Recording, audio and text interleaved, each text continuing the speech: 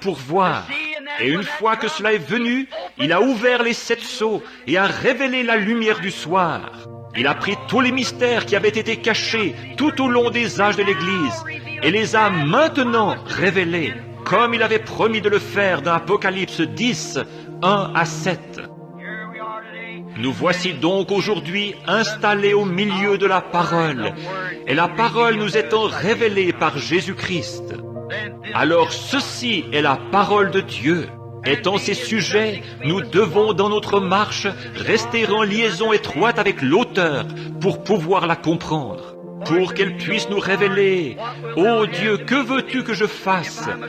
Dois-je aller dans les champs de travail prêcher l'Évangile?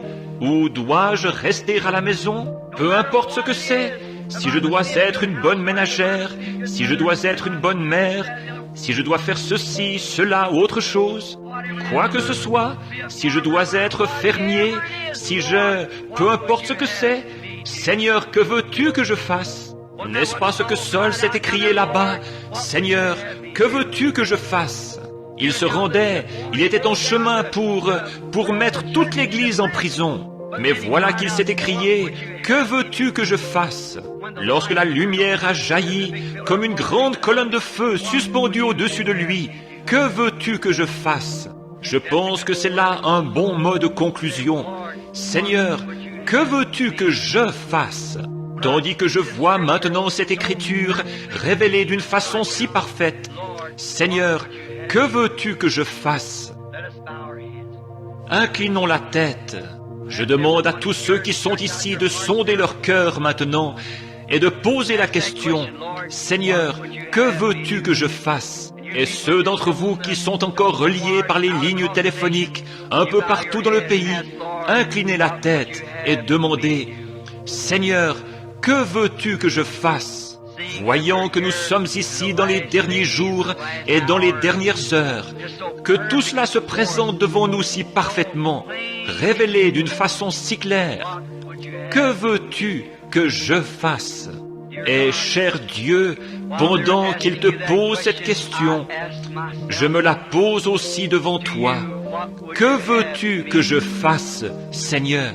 Comme je suis bien conscient qu'il me faut rendre compte de chaque jour, et je te prie de m'aider, Seigneur, à vivre chaque jour d'une façon telle que cela puisse servir à ton honneur et à ta gloire. Je te prie d'aider chacun d'un bout à l'autre du pays, et ceux qui sont ici dans le tabernacle, tandis que nous sondons nos cœurs et que nous disons, Seigneur, que veux-tu que je fasse? Qu'est-ce que je pourrais faire, Seigneur, pour aider à l'avancement de ton royaume et de ta cause? Accorde-le, ô Dieu. Sonde-nous, nos cœurs, et éprouve-nous. S'il y a quelque iniquité en nous, Seigneur, quelque égoïsme, quelque mauvais motif ou objectif, ô Dieu, purifie-nous par le sang de ton Fils Jésus-Christ, que nous acceptons humblement comme victime expiatoire par sa mort et sa résurrection. Et étant justifiés en croyant qu'il a fait ceci, nous acceptons avec joie le plan du salut que tu nous as donné. Père, nous te remercions pour le message du jour que nous croyons et auquel nous nous accrochons, sachant et croyant que c'est ta parole et ton message. Nous ne cherchons pas à nous faire remarquer, mais nous essayons simplement d'être davantage comme Jésus-Christ, lequel est notre exemple.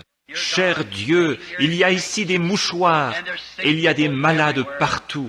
Moi-même, Seigneur, je suis fatigué, épuisé ce matin. Je te prie de nous secourir, cher Dieu. Nous comptons sur ta force.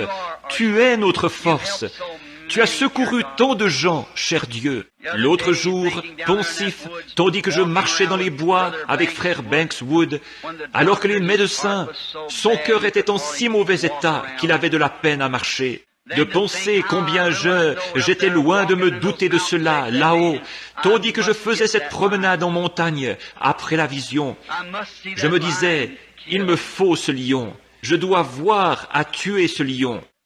Et puis, comme je me trouvais à Tucson, à la cafétéria Fur, et que j'ai vu ses vêtements qui pendaient sur lui et ses yeux abattus, J'ai dit, ô Dieu, si tu peux donner une vision pour montrer où se trouve un lion, certainement que tu peux montrer quelque chose au sujet de Frère Wood. Voilà que c'est venu.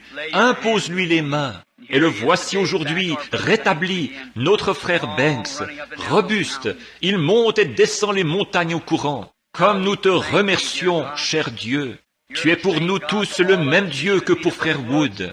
Je sais que tu l'aimes, parce qu'il est ton serviteur, honnête et sincère. Et je te prie, cher Dieu, de traiter avec chacun de nous, et de pardonner nos péchés, et guérir les maladies de notre corps.